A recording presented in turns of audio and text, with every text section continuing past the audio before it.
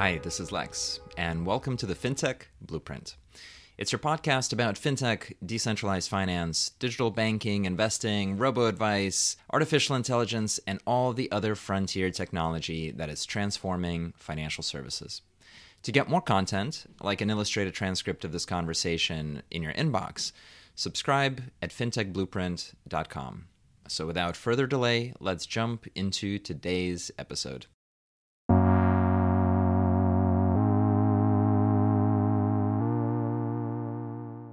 I'm really excited to talk today with Jason Wenk, who's the founder and CEO of Altruist and has been in the investment management and financial advisory industry, building client relationships and technology over a very fruitful career. So I'm super excited to welcome Jason to the podcast. Hi, Jason. Hey, Lex, thank you so much. And it's a true honor and pleasure. I've been looking forward to this for a while. That's very kind. But we're gonna make this about you, and our listeners and I would love to learn your journey into wealth tech, out of serving people with financial planning, financial advice, and generally improving their financial health. And if I could just start at a definitional place, how do you think about what financial advice is and its purpose?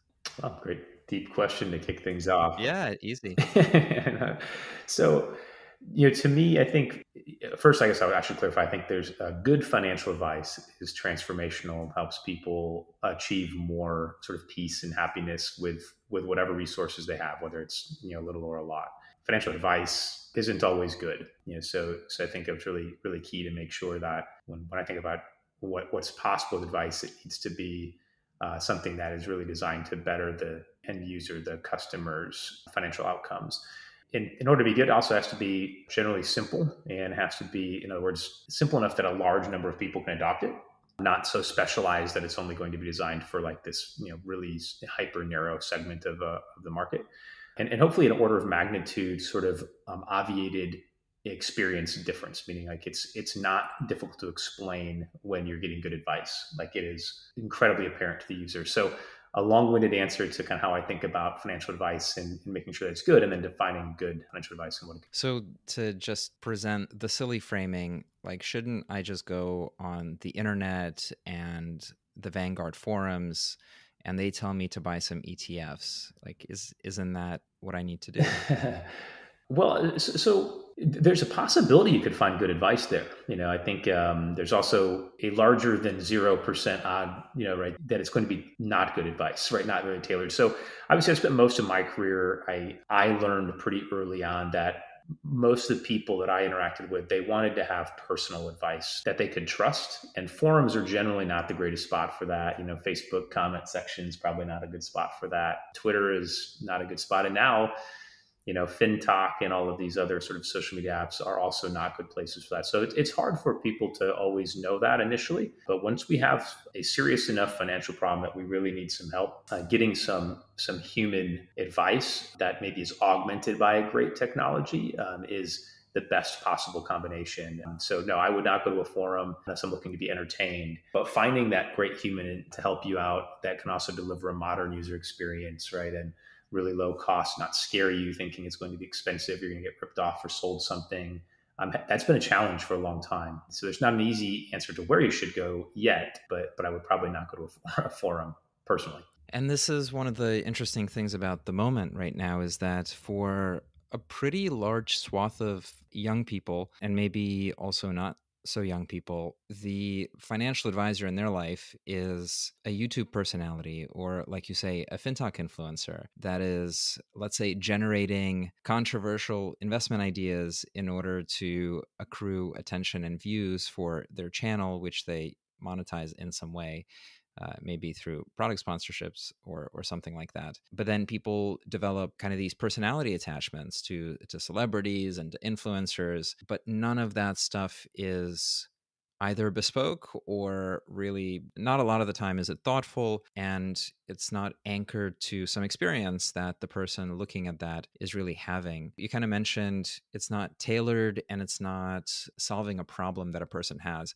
If we were to get like super tangible, what do you think is the job of the financial advisor? What kind of problem requires the human touch and the human solution? And maybe, in your experience, what kinds of problems did you help people with? Sure. Yeah. And I think you framed that really well. I think, so today we just have new technologies delivering essentially the same things we've had for decades, right? So I would call that sort of like financial entertainment. And in the past, a lot of that financial entertainment maybe was dominated by television. So, platforms like CNBC. And I think, someone who doesn't know any better, it's very easy to confuse financial entertainment with financial advice or investment advice, investment recommendations. And, kind of obviously what's happened is then there's a transition to blogs and social media applications, streaming video, streaming audio, podcasts, right? Right. There's a lot of places now that you can get financial education. It's hard to tell because some of it is good, right? Some of it's not so good. And it's really, really tricky for someone to determine the difference.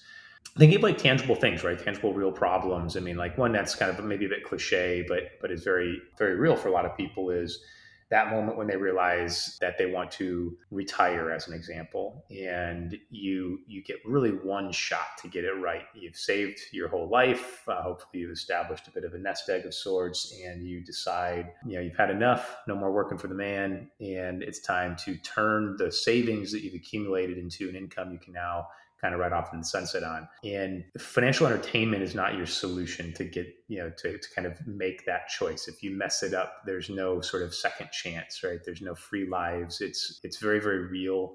And it's very intimidating and scary for a lot of people. Now, we could, bring that to earlier stages in life. If someone's buying their first home, if they're having a child, they're getting married, they're getting divorced, they're trying to figure out how to pay off a mountain of student loan debt right after either graduating or even not graduating from school. I mean, there's all these events in life. And I think in some cases, especially in America, but certainly it does happen around the world, is people are afraid to talk about money sometimes. And so it's easy to go to a digital personality, as you kind of point out, and attach kind of to what they're saying. And so, and I think, there can be definitely a lot of good there. Like having more open conversations, I think is good, but then it becomes a lot harder to to sort of uneducate someone from something that's probably entirely incorrect. So if there's obviously a trustworthy source, right, like someone who is a true, real, licensed professional sort of money guru, so to speak, and they're accessible, like that would be great. The issue for many years is they haven't been accessible, which is why I think people are drawn to these more autonomous, sort of financial entertainment complexes of sorts, which have just,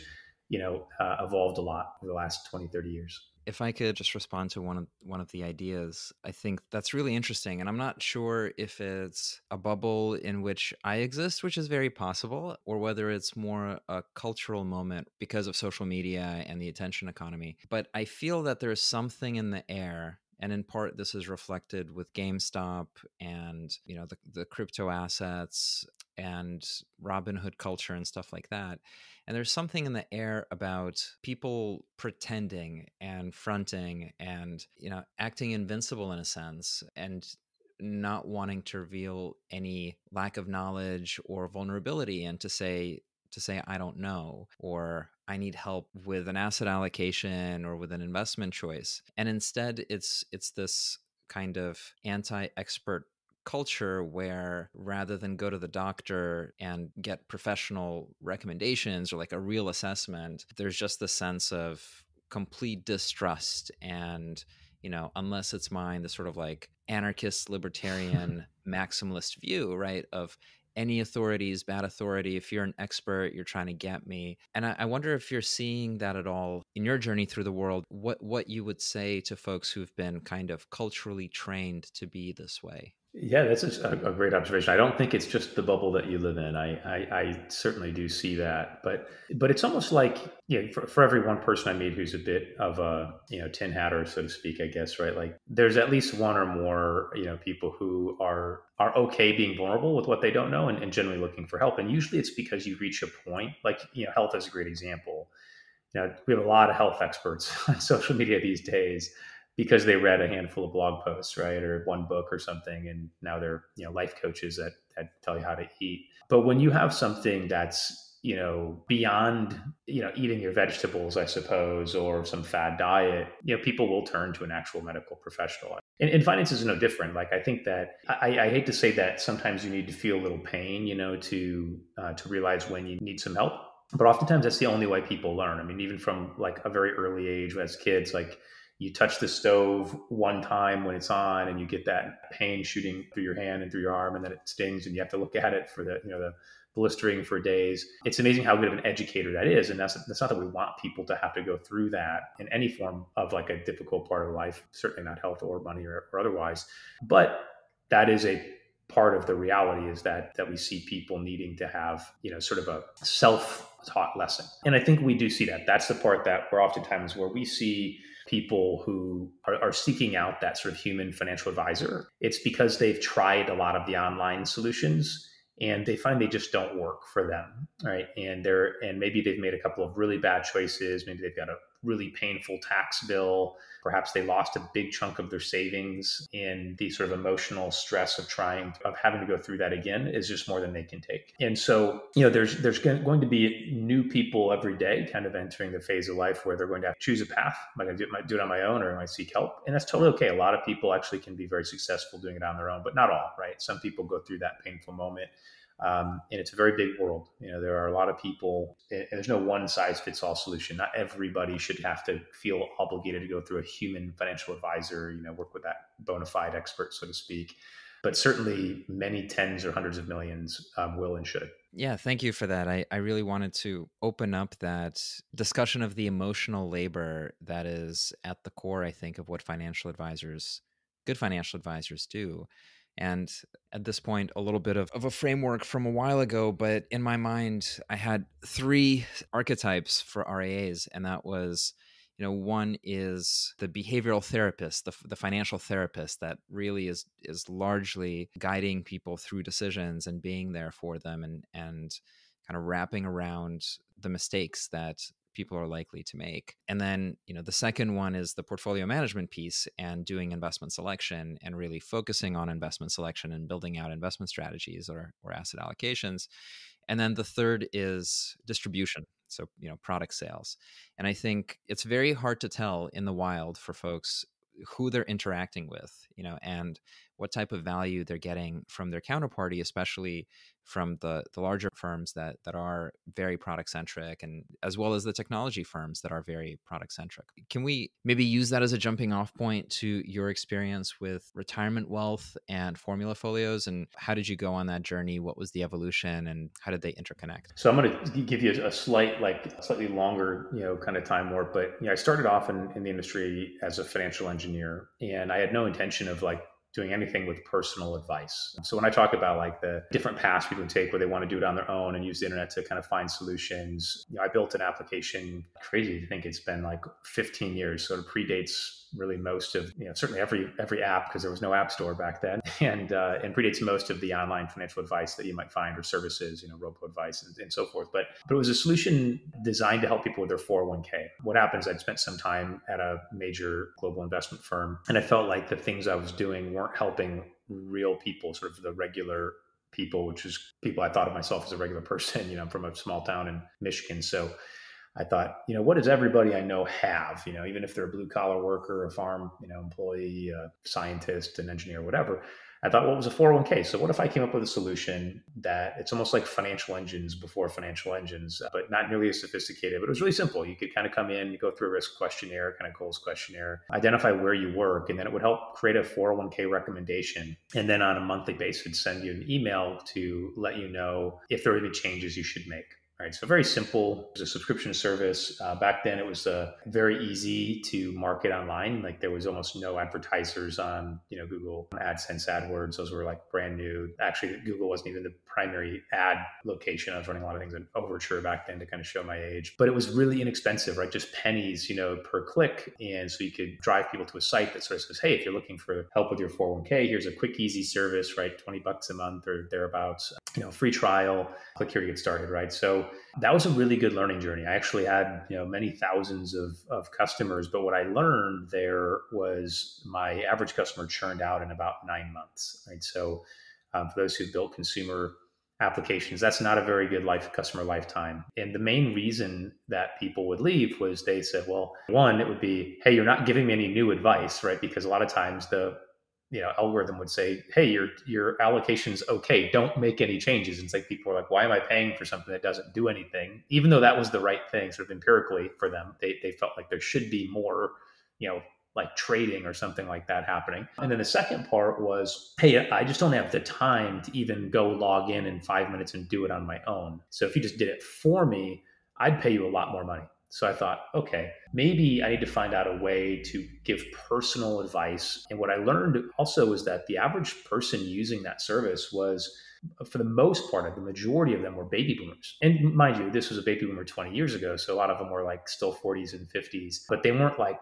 other 20 somethings. I was in my early 20s at the time. I thought it would be people like me, but it wasn't. It was people that were, 20 years older, and they were looking for help and advice with their 401ks, right? So that's how I started Retirement Wealth, which was my first ever registered investment advisor. I didn't even know what that was at the time, right? I mean, I had to do research to figure out how you even start a firm to give people advice. There were very few RIA firms in the United States, and I think, maybe a couple thousand back then, or a few thousand. This was 2004. But that was my kind of path into personal advice. And then I leveraged a lot of the same learnings from that sort of subscription service, which was, driving a lot of the demand through direct response, a lot of online marketing. I was a very early financial blogger. So, I used the same tools that I was kind of poking a little fun at today, as ways to acquire customers very inexpensively, right? Because it was primarily free. It was just content. Developed a YouTube channel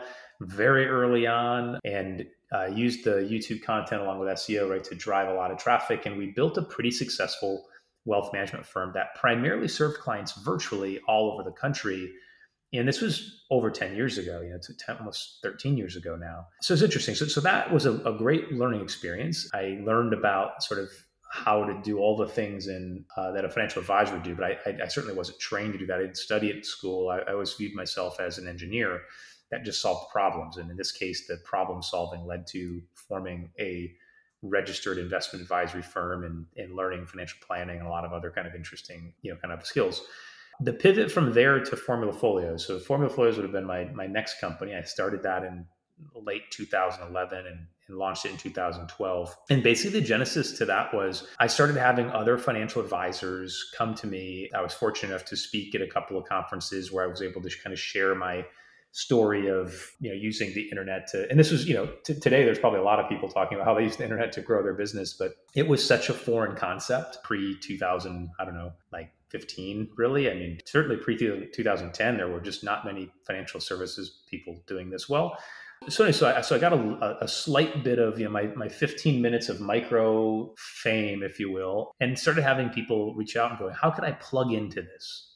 This is the future. How do I plug in? And I thought, well, the economics, as I started to evolve as an entrepreneur, I realized that building a direct-to-consumer platform with human advisors, even heavily digitally driven with a lot of proprietary digital tools, which I wrote most of the code myself for all of our kind of back office tools. The cost to scale that up, I thought, was going to be really, really challenging. And right around this time was when Betterment and Wealthfront and a number of kind of robo-advisors started popping up. And I could see what they're doing. And I actually, in my mind, I sort of thought, I think they're going to eventually run into some really high, CAC issues. Like the cost of acquisition is going to be really tough. Really cool technology they're building. I was really a big fan of kind of like the vision there, but I just thought, maybe a smarter play is more B2B2C. I'm going to work with existing advisors, arm them with technology, help let them sort of, take a lot of the burden of servicing the clients as independent 1099 contractors because they have their own independent advisory firms. We'll let them actually pay for their own direct costs of marketing, just but plugged in through sort of an ad tech platform that we sort of built out.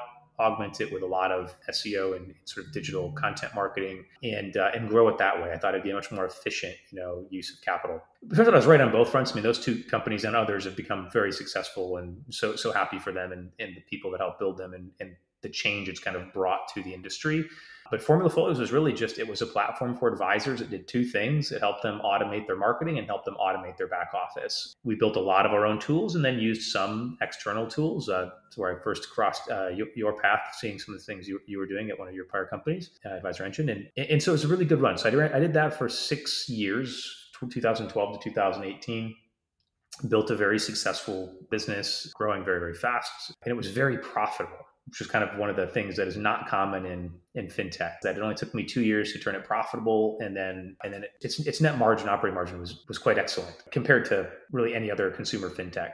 So anyway, it was a great learning experience. And what was the, I don't know if this is a big secret, but what was sort of the operating model for FormulaFolios that it made money rather than burn money?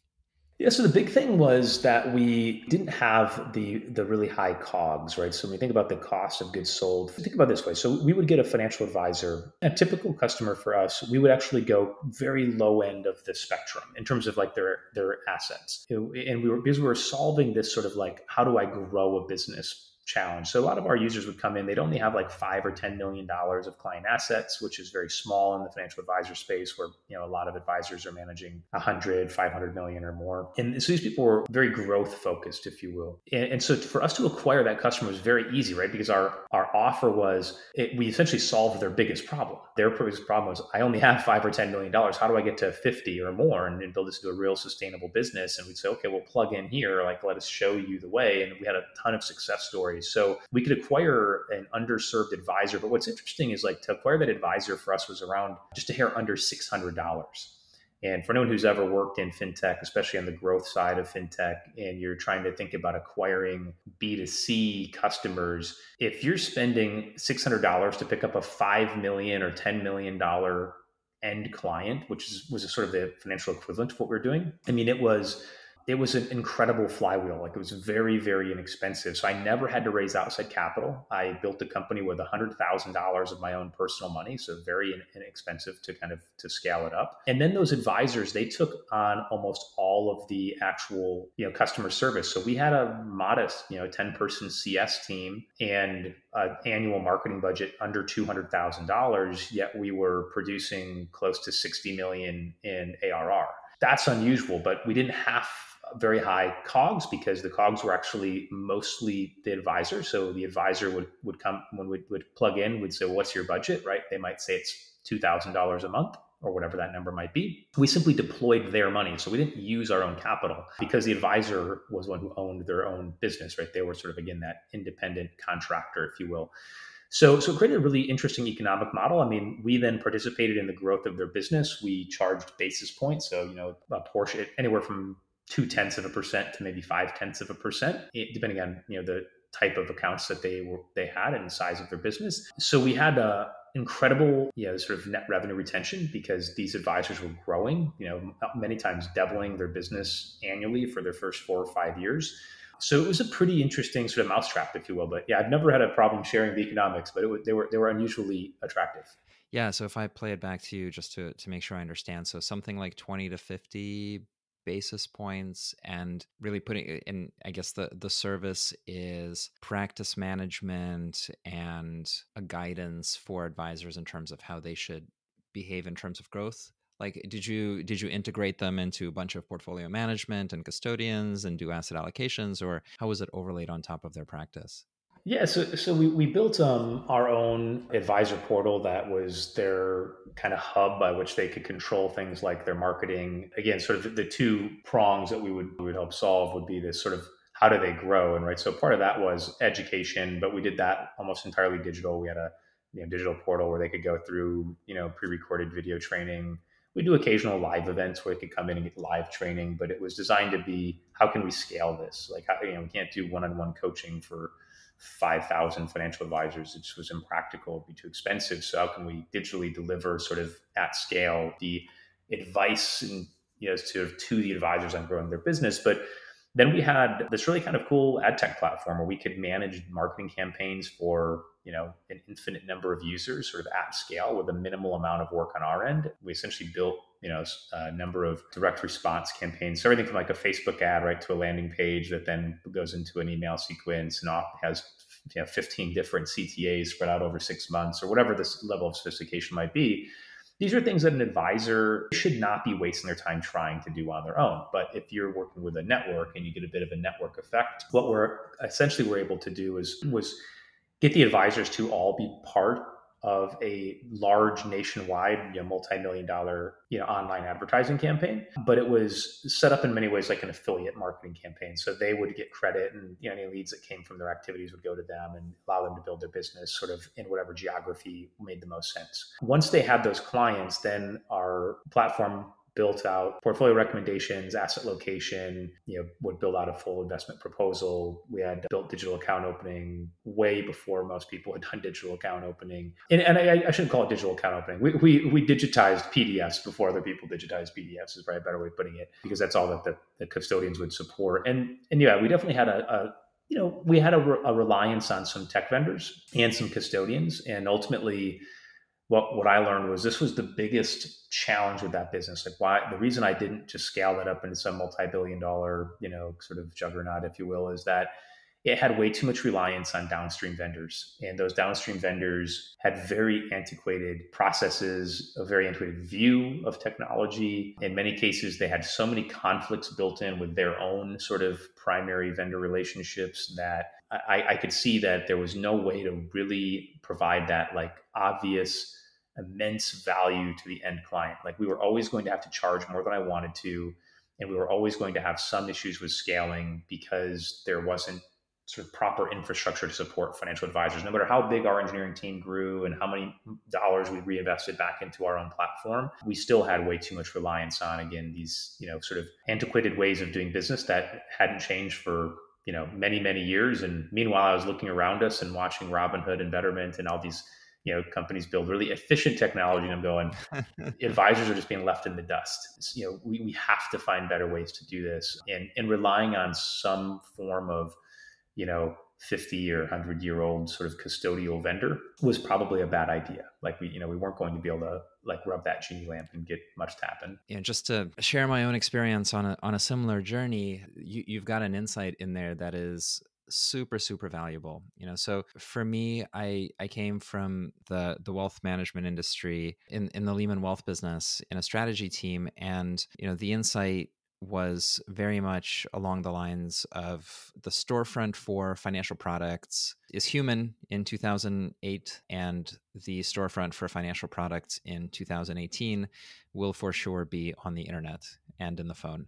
And I think that insight has driven a lot of innovation and outcomes in lots of different ways, whether it's robo-advisors or neobanks or digital investing or digital transformation of advisory businesses or hybrid advisory businesses. It was there for everybody to see, but it was very hard to act on. And in part, what you're describing is a really hard-earned lesson for folks trying to build on this custodian third-party portfolio management infrastructure. And so, with Nest Egg, the B2C robo-advisor that I started building out, there was a lot of focus on onboarding, risk assessment, asset allocation, financial planning, and getting the business process of what an advisor does, not the emotional work, not the selling, going back to those three archetypes, not the distribution and not the emotional work, but the actual asset allocation, nuts and bolts of the mathematics, automating that.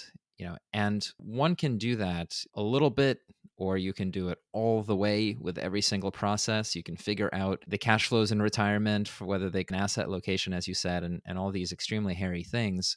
But you're still left with a problem, which is, number one, you need to connect your recommendations to products, mirroring the point about sending a spreadsheet isn't sufficient because people don't want to do the work. They want the work done for them. And so you need to connect to product. But that product lives in a horrific dungeon of wires and broken bones, which is the capital market system in the United States. So if you look at the entire value chain, you start with what is a stock, and it's what is the DTCC, where are the things actually owned and settled, and then it goes up to exchanges, and then it goes up to custodians and broker dealers on top of that. And then you get to the RA custodians. And then on top of the RA custodians, you have lots of intermediating software. And then on top of that, you have RAAs, who registered investment advisors, who have completely disorganized and different technology stacks because it's a plethora of apps built over 20 years. And then you're entering that conversation as one more vendor. And so I think one of the challenges that advisor desktops have faced, like Advisor Engine for sure, is that both it is expensive to do these integrations, to reach inside of Fidelity and Schwab and NTD is lots of data reconciliation work, which is in part why I'm obsessed with blockchain. And then number two is, if you are part of that mosaic of all the other stuff, which you have to be because you've got account opening and financial planning and performance reporting and fees and billing and CRM and the other CRM, and alternatives and now crypto, and all of this stuff has to connect. Even in the case where the advisor has lots of wallet to pay you out of, which of course they don't because they're extremely fee sensitive small businesses, your gross margins are awful since you're paying out every integrated provider that's inside of your advisor desktop. So this is a really, really difficult challenge. And I think what struck out as a thing that you did right and I did not was the focus on revenue generation, because going again to those three archetypes, it's super important to actually drive business. And it's not just about making people more efficient or giving them time, but it is about solving the core issue of getting more assets.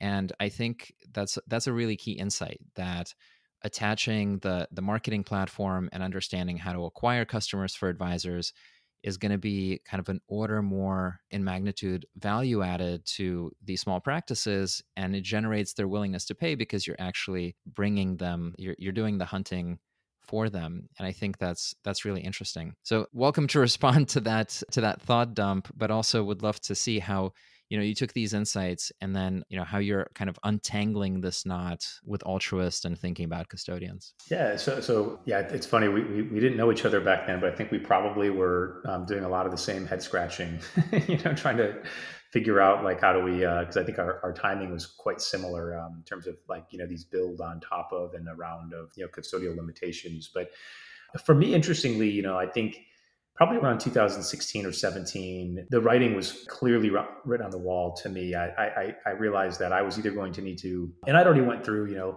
at my last company, I built an integration with Apex Clearing. So I, went through like the practice of digitizing sort of in a way not dissimilar to many modern robo type platforms, account opening and trading and some things. And we were gaining some efficiencies there.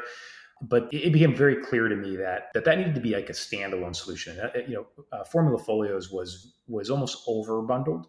Proprietary portfolios, proprietary marketing, sort of proprietary financial planning process.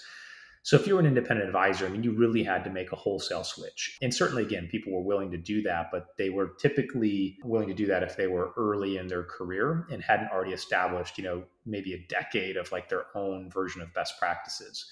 So what I thought made a lot of sense was, wow, what if there was just, and oddly going way, way back, when I started that first RIA in 2004, I couldn't even get a, call back from Fidelity and Schwab. But there was one custodian who would take a chance on me, and they were called TD Waterhouse back then, and then TD Ameritrade, and now part of Schwab.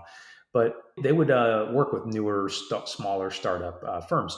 But I still remember asking them pretty vividly, like, okay, cool, you guys will take me on, like, okay, now how do I open accounts? Like, how do I do billing? Like, how do I do trading? And they pointed me to an affinity center on their website that had like all of these third-party vendors. And that was like when I was like, whoa, there's this whole world of advisor technology. And you'd have to spend a lot of time and effort to really figure out how to put those pieces together, especially if you were like a one-person shop. Like that was spending a lot of your day doing non-financial advice giving. And I remember just asking, like, why would you guys not just do this on your own? Like, this makes no sense. Like, the data is already with you. Like, why wouldn't you just do the fee billing?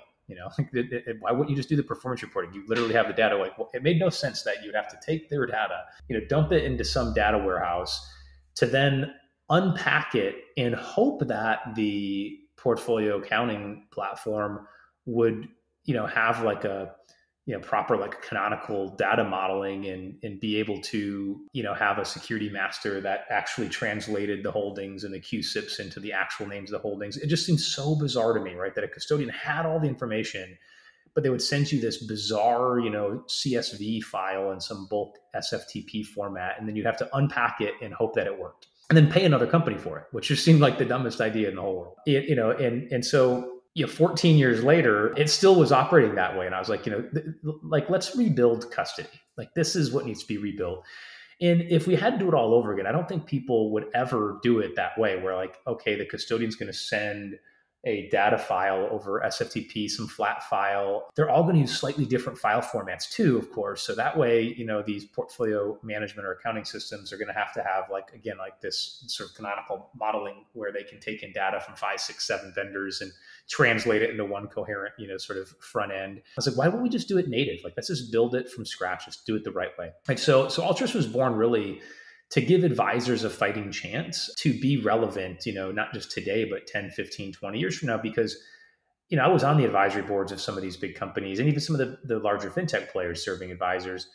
And I just didn't see it happening. And there was so much going on under the hood that people didn't realize in terms of bizarre soft dollar arrangements that, kind of made firms not really want to compete. So if you were a software company and you were getting fed tons of referrals by your custodian, and then also, the custodian was paying, again, sort of these soft dollar payments back to the software vendors for their biggest customers. And it reminds me of like, if you ever saw the documentary like years ago on Netflix, it's called Who Killed the Electric Car? But it reminded me of that, like where it's like you had electric cars 30 years ago, and for who knows what reasons, right? Some type of conspiracy theorist type reasons, right? That they were killed. Was it the oil companies? Was it the car manufacturers? Was it the dealers because they didn't have as much maintenance on who knows? But the point was simply that, like, this was kind of what was happening in our spaces. There was all these different parties. It just seemed too dirty, and no one wanted to be the killer app, so to speak. It just didn't make sense for the custodians to do it. And it certainly nobody wanted to rattle the cage if you were a fintech vendor heavily reliant on the custodians. So that's kind of how the idea started. It took me about 1.5 years to really commit and then pull the trigger. I started Altruist in 2018. And the vision is not to necessarily be the killer app, so to speak, but it's just to do it the way it should have been done if you had to reinvent it. Like if you take any great product leader that's not from our industry, and if you showed them how products are built in our industry, they would just be scratching their heads. This makes absolutely no sense. So if you didn't have all of this sort of legacy, like whether it be legacy ways of thinking or just actual legacy technology, like how would you build it from scratch the right way? And that's kind of how we thought about Altruist. And so it's, in many ways, the most simple basic things, like you shouldn't have to, it should be hard to open accounts with a financial advisor. Like they shouldn't send you a ream of paper, and you shouldn't have to get medallion stamped signature guarantees. And you shouldn't have to have no idea what's happening, like in your account opening status. There's a term that, you and I know, Lex, but maybe not everybody knows, but they call it NIGO. It's an acronym for not in good order. Like that shouldn't even exist, which is what happens almost 20% of the time when advisors send in paperwork on behalf of their clients. And not just account opening paperwork, but like supporting, trades or money movement or beneficiary changes. Like those things are still paper processes for most platforms. So the vision was simply taking all of those common actions, like digitizing them, making really modern, beautiful user experience.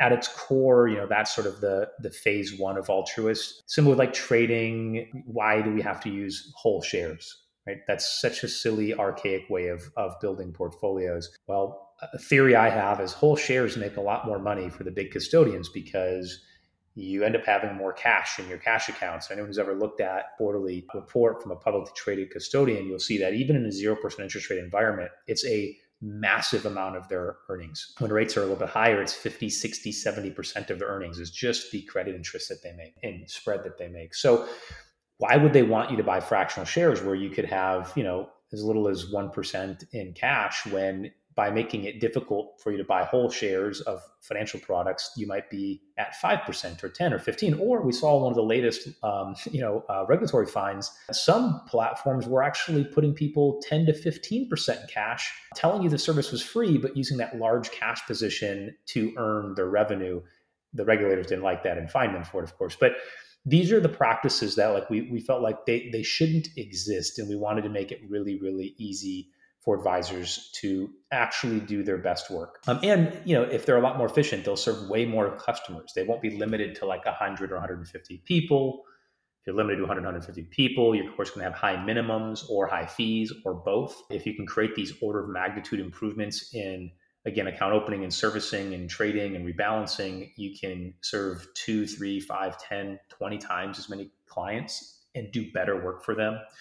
When you start thinking about the power of machine learning and AI, you can automate great behaviors. So you can sort of give an advisor true superpowers to ensure that things like really proper tax management applied to all client accounts, which can yield huge results. I saw a report from one of the major rebalancing software companies that reported their 2020 average increase in return for their customers was 1.88% just because they used proper tax location, tax loss harvesting, and rebalancing. These are material things, but a lot of advisors don't do these things because they don't have the tools or their custodian won't support them in an efficient way.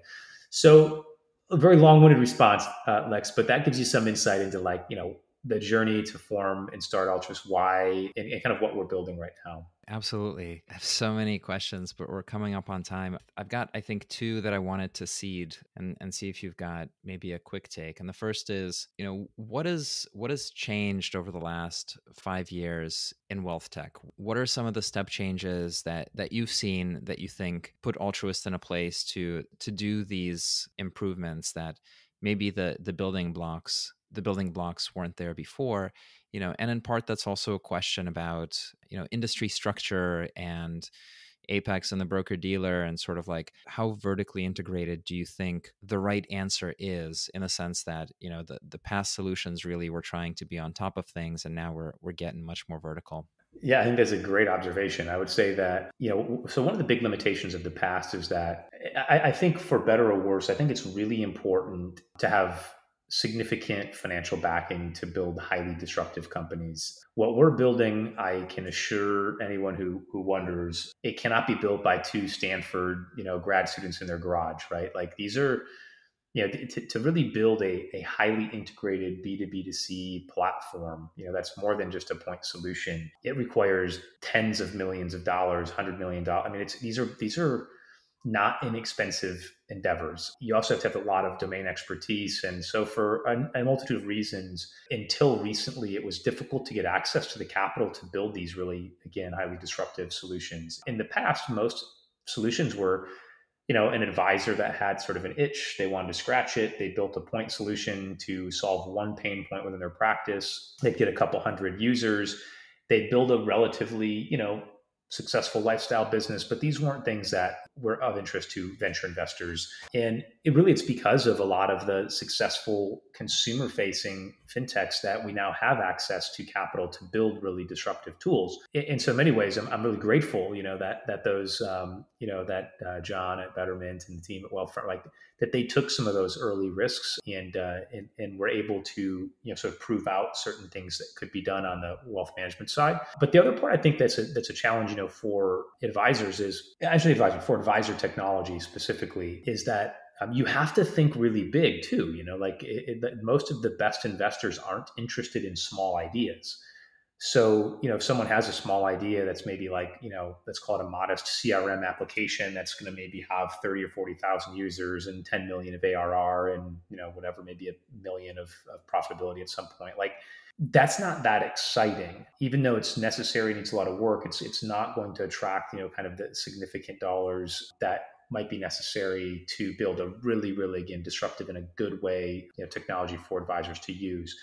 So fortunately, things that have happened, I think Apex has been great for not just advisors, but the entirety of any wealth management technology. I think the work that they did was incredibly important, going way back to the Penson sort of rescue. I think that companies like my last company, they proved that there were some incredible economic levers in B2B2C that helped, underscore kind of the potential of building better tools that could grow even bigger and faster. And then in general, the market's for, again, better or worse, it's a bit frothier these days. There's a lot of capital, that's available. So if you have a great idea And if you're an ambitious founder, if you have substantial domain expertise combined with maybe the right either technology or product expertise, this is a great time to go innovate. And who knows how long this will last? But I'm really grateful that the timing lined up well for me. I've been doing this for 21 years, so 10 years ago, version of me couldn't have done this. And not just because of my limitations, but because the markets were different in terms of the ability to raise capital. The technology infrastructure and partners didn't exist then in a way that they could have supported the sophistication of an advisor's business needs. So yeah, lots of reasons why it hasn't happened, and lots of reasons why right now is a really great time for people to be building really big, meaningful ideas and companies. Awesome. Really, really thoughtful answer and conversation. Thank you, Jason, so much for joining. Where should our listeners go to check out more about you and Altruist? Yeah, so we'd love people to just check out online. Altruist.com is our website. Our Twitter handle is @Altruist. I think you'll find us @Altruist on most social media platforms. So keep an eye on what we're up to. We have huge plans for the balance of this year and next. Really excited about our team. We're about almost 160 people now, just hell-bent on doing better for the industry, making advice better, making it more affordable, making it more inclusive. So follow us wherever it's most convenient. We have a killer podcast too, Human Advisors. So check that out. And if anyone's interested in my musings, you can follow me on Twitter. Mostly is where I hang out. It's @Jason Wenk. And not a scary follow or mean commenter, but love to lurk in specifically fintech and advice tech. Awesome. Thanks again for joining the podcast. Yeah, Alex, it's a real pleasure. Thank you so much. Hi, everyone. That's it for this week's episode of the FinTech Blueprint. For more technical deep dives into all things fintech and decentralized finance, check out fintechblueprint.com and grab a free subscription to the newsletter. This is Lex, and I'll see you next time.